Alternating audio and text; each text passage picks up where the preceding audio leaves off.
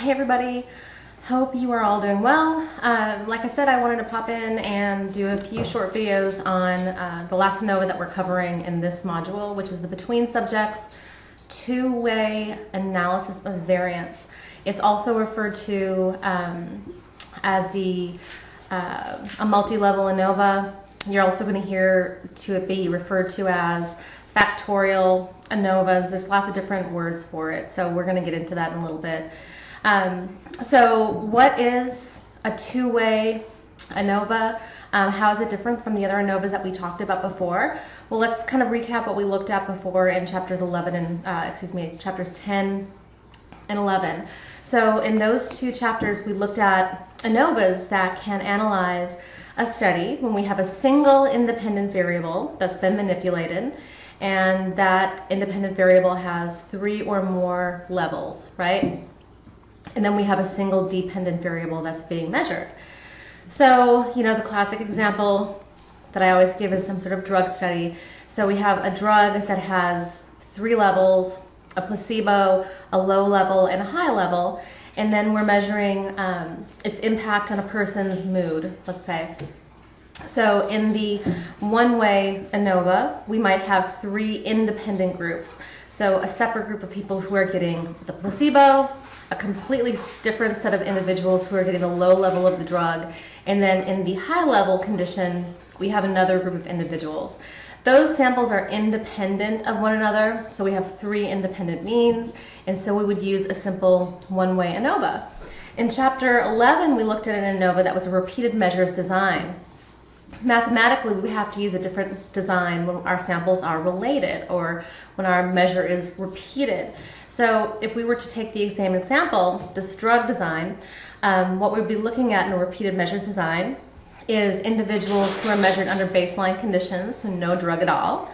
And then we look at how they respond when they take a low dose of the drug, how that alters their mood.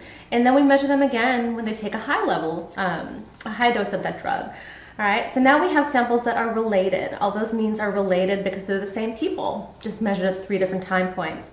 So because of that, we would have to use a different analysis. Mathematically, we'd have to account for that individual variability that is systematic across conditions.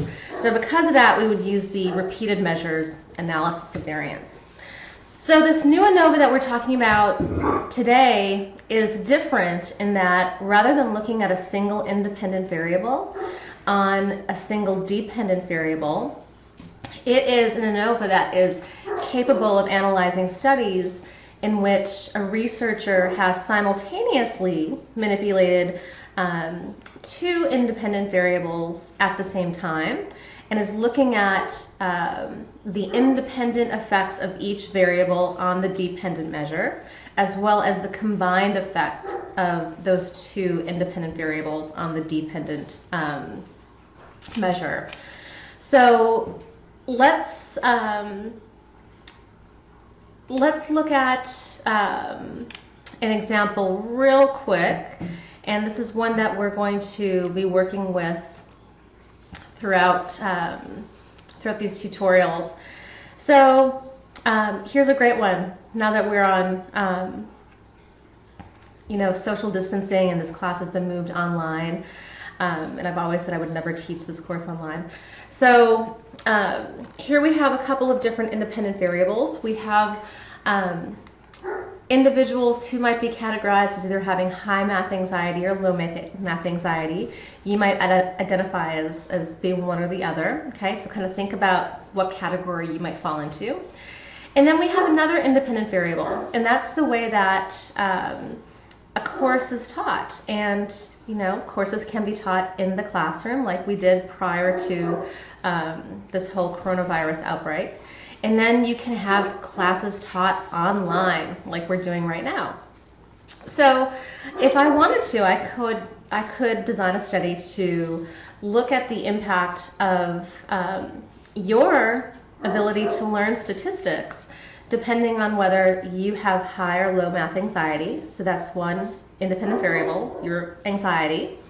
And then I could look also at the method of instruction, either online or in class, right? So what we're looking at is one independent variable, two independent variables, simultaneously manipulated and looking at the effect on learning. So these two independent variables are essentially crossed. And what we're saying is that every level of one independent variable is paired with every level of the other. So let me just show you what that means. So in this design, as it's drawn out here, what we're essentially doing is we're taking our sample of individuals, we're categorizing them first in terms of high and low math anxiety, and then everyone who's in the high math condition, some of them are going to be taught online, or excuse me, in the classroom, and so that is group A. So high math anxiety taught in the class, and then high math anxiety taught online. We also have the low math anxiety group taught in class and low math taught online. So we have every level of one independent variable crossed with every level of the other independent variable. So that is the introduction to this ANOVA, this two-way ANOVA, this two-factor ANOVA. A little bit of terminology.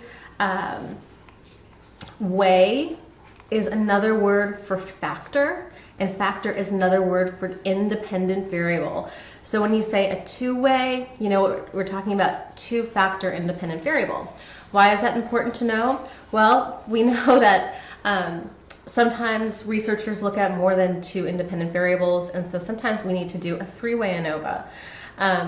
So in this particular class, we don't teach anything beyond a two-way ANOVA, but know that mathematically we can do a three-way or a four-way if we have to, which is why I often refer to this type of analysis simply as a multi-factor analysis.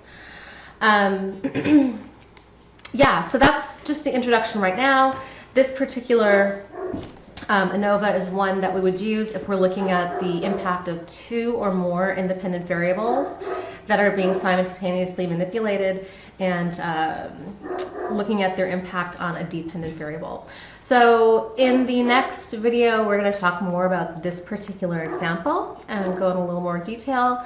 So in the meantime, if you've got questions, always, contact me through email at asikorsky@talmud.edu.